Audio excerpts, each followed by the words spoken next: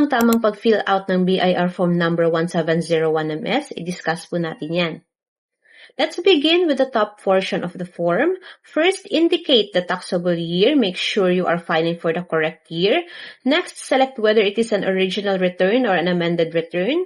Select no kung ito ay original and first filing pa po, and yes kung may kailangan kayong itama or i-update sa previously filed income tax return. Number 3, short period return. No, maliban na lamang po kung magfa-file kayo para sa short taxable period. Halimbawa, sa mga nagsara na negosyo or hindi umabot hanggang year-end ang kanilang operation, ito po ay applicable kapag ang pagtatapos ng taxable period ay hindi buwan ng December.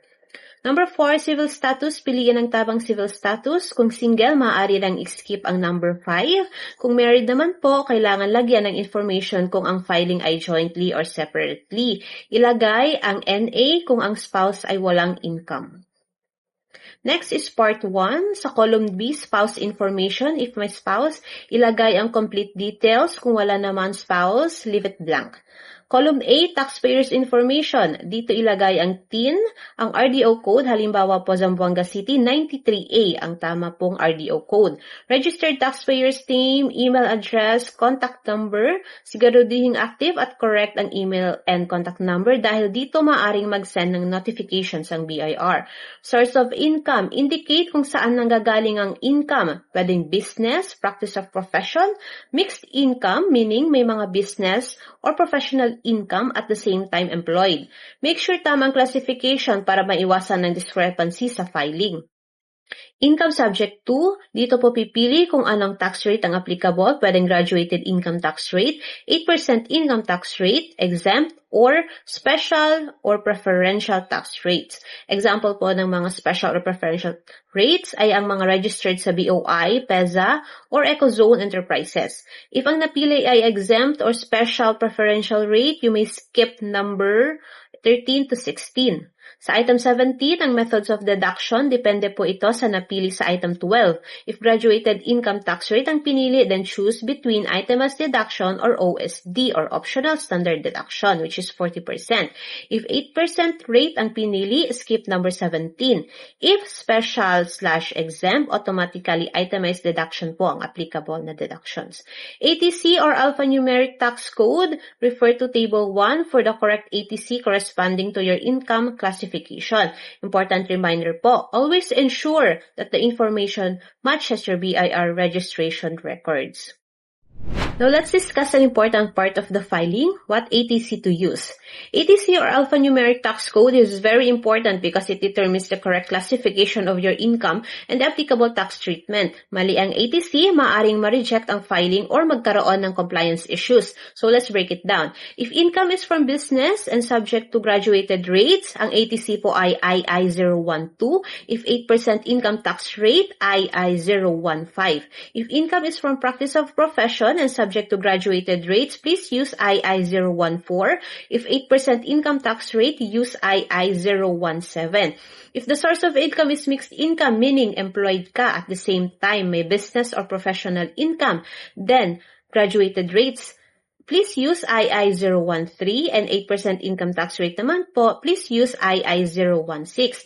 Now, paalala, always ensure that your ATC matches your registered source of income. The tax rate you select, whether graduated or 8%, kapag hindi tugma sa ATC, sa napiling rate, magkakaroon po ng inconsistency sa system. The ATC to use in special situations, particularly kapag ang income ay exempt or subject to special or preferential rate. Either way po, ang gagamitin po ay II-012 sa compensation income for spouse only. If you're referring to compensation income of spouse only and it is subject to graduated rates, then the correct ATC is II-011. Next, let us proceed to page 2, specifically part 4, computation ng tax. Under this section, we will be focusing on the taxable compensation income first. The information that we will be inputting here should be based on BIR Form 2316 or the Certificate of Compensation Payment / the tax withheld na ibibigay ng ating employer. From Form 2316, we will transfer the following details: the gross compensation income, non-taxable or exempt compensation, taxable compensation income, and tax withheld by employer. Siguruhin po natin na ang figures na ilalagay dito ay eksaktong tugma sa Form 2316 upang maiwasan ang discrepancy. Magbigay po tayo ng halimbawa sa computation of tax due for compensation income. Again, always refer to BIR Form 2316 dahil dito po natin kukunin ang ating figures. Halimbawa po, gross compensation income which is number 19 po ng Form 2316, 977,528. Then the total non-taxable or exempt compensation which is the item 20 ng 2316, 350,656. To get the taxable compensation income, we subtract, then that gives us 626,872 as the taxable compensation income. Now, we refer to the table 2, yung tax rates natin. Since 626,872 falls under the bracket over 400,000 but not over 800,000, the tax due is 22,500 plus the 20% of the excess over 400,000. First, compute the excess. 626,872 minus the 400,000 is 226,872. Now multiply the excess by 20%. That gives us 45,374.40. Then add the tax base, 22,500. That gives us a total tax due of 67,874.40. Now let's move on to Part 4, Computation of Tax, specifically Section B, or the Taxable Business Income under B1, Graduated Income Tax Rates. This section applies if ang napili po ninyo sa Part 1 ay Graduated Income Tax Rate and not the 8% rate. Sa Item 5, ilagay po ang sales revenues or fees for the taxable year, then deduct the sales returns, allowances, and discounts kung meron po. Item 7 will now be your net sales or net revenues. That is Item 5 minus Item 6. If applicable po, particularly for those availing itemized deductions, then enter the cost of sales or cost of service in Item 8. Then compute Item 9, which is the gross income or loss from operations. This is Item 7 less Item 8. Now we proceed to the deduction under the existing laws. If you choose itemized deductions, then fill out 10A, the ordinary allowable itemized deductions, 10B, yung special allowable itemized deductions, and 10C, the net operating loss carryover if applicable. Then Item D will be the total of the items 10A to 10C. However, if you choose the OSD or optional standard deductions, then skip itemized and proceed to Item 11. Item 11 is 40% of Item 7, which is your gross sales or revenues. Item 12 will now be your net income or loss. If itemized, Item 9 less 10D. If OSD, Item 9 less Item 11. If you have other non-operating income, declare it in Item 13. Then Item 14 will be your taxable income sa business po, which is the sum of Item 12 and 13. Item 15 combines the taxable compensation income and business income if applicable. Since we are under graduated rates, the total taxable income will be subject to income tax table. Now, let's compute the tax due under graduated income tax rates using a sample scenario. For this example, assuming ang taxable income ay 899,500, we refer to Table 2 for the tax rates. Since 899,500 falls under the bracket over 800,000 but not over 2 million, then the tax due is 102,500 plus the 25% of the excess over 800,000. First, determine the excess, 899,500 minus 800,000. That gives us 99,500. Then multiply the excess by 25%. That will give us 24,875.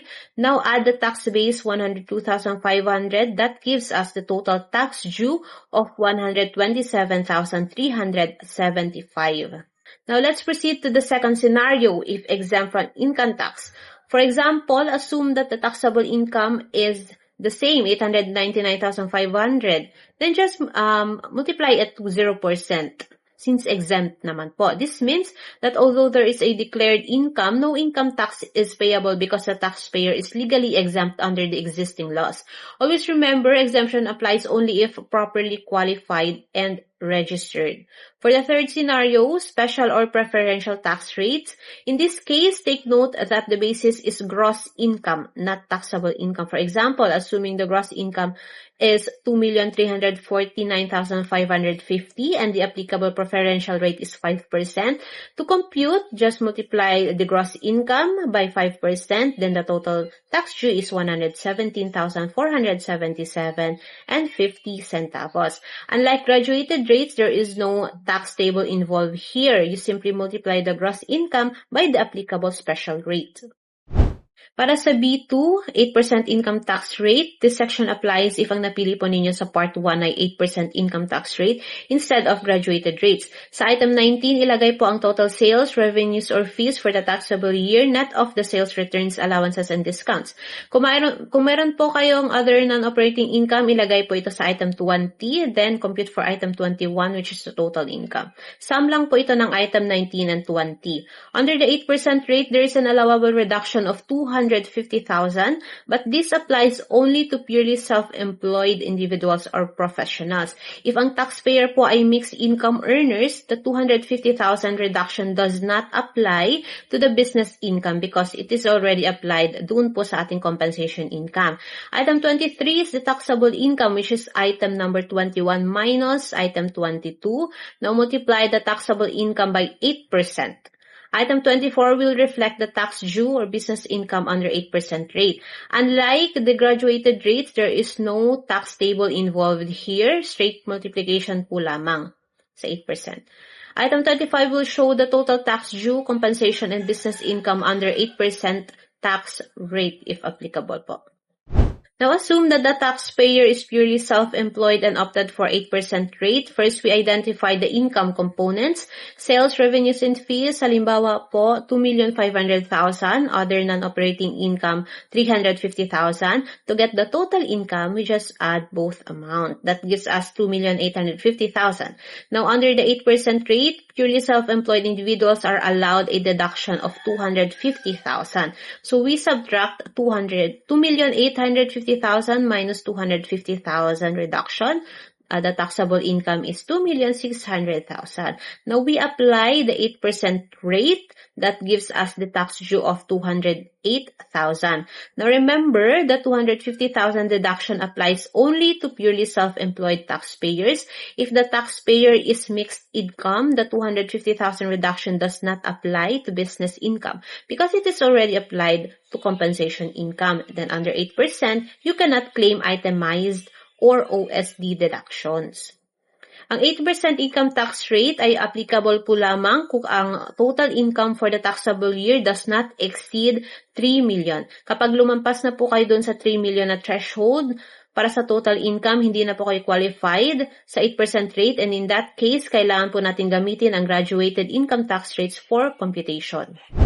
Now, let's proceed to Part 5, Tax Credits or Payments. This section is very important dahil dito po natin ibabawas ang mga tax payments at credits mula sa computed tax due. Item 1, prior year's excess credits. If may excess tax payment from the previous year na napili po nating i-carry over, ilagay po dito. Item 2, tax payments for the first 3 quarters. Enter here the total income tax payments made during the first, second, and third quarters of the taxable year.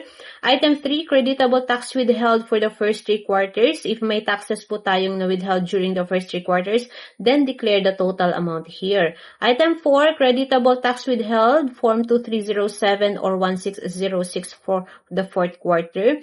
Ito po yung withholding taxes supported by the Form 2307 and 1606. Make sure po na attach po yung proof of certificate of the withholding. Item 5, creditable tax withheld per Form 2316. For compensation income earners, ilagay dito ang total tax withheld by employer as reflected dun po sa BIR Form 2316. Item 6, tax paid in return previously filed if amended. If may amended return po yung ginagawa natin, ilagay po dito yung tax already paid in the previous filed return.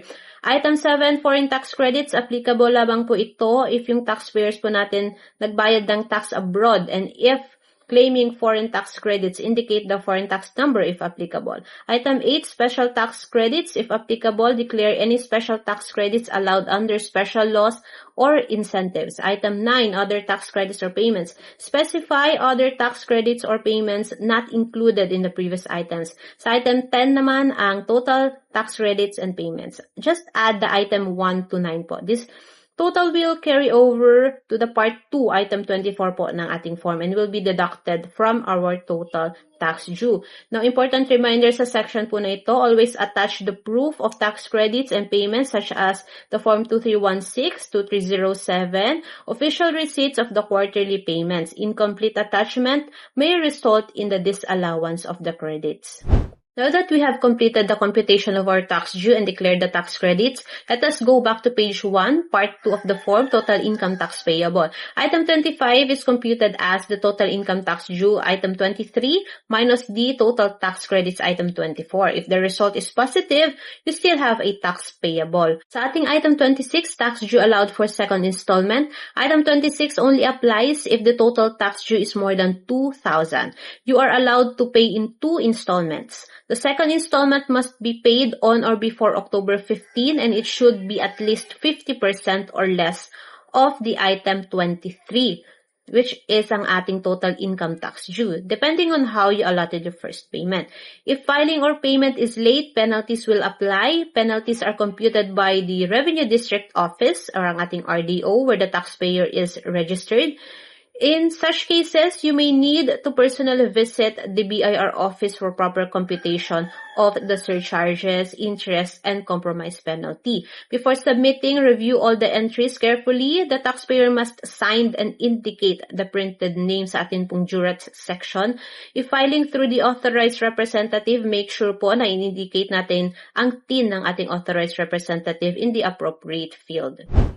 Sa ating Part 6 po, tax relief availment, this section applies only to taxpayers who are under special or preferential rate or those exempt from income tax. However, please take note that this portion is marked for BIR use only, meaning this section will be accomplished by the BIR personnel and not by the taxpayer. Now, to summarize kung paano i-fill out ang BIR Form 1701MS, ito po yung step-by-step para po hindi kayo malito kung ano yung uunahin nyo doon sa form. First po, complete the initial information. Make sure tama ang TIN, RDO at basic details. Pangalawa, accomplish Part 1, including the taxpayer or filer's information at spouse information kung applicable. Next po, proceed to Part 4, computation of tax, doon po sa page 2. Doon po makikita yung taxable compensation income at business income. So either you opt for the graduated income tax rates or the 8% income tax rate. After ma-compute ang tax due, go to Part 5, tax credits and payments para po ma-declare ang lahat ng tax credits. Then balik sa Part 2 para i-declare ang ating total income tax payable para ma-determine naman kung may balance to pay or overpayment po tayo ng taxes. And lastly, complete the jurat section. Ilagay ang printed name at signature ng taxpayer or TIN ng authorized representative if applicable. At dyan po nagtatapos ang ating proper filing of BIR Form 1701MS. Review carefully, check your figures, and always fill it right.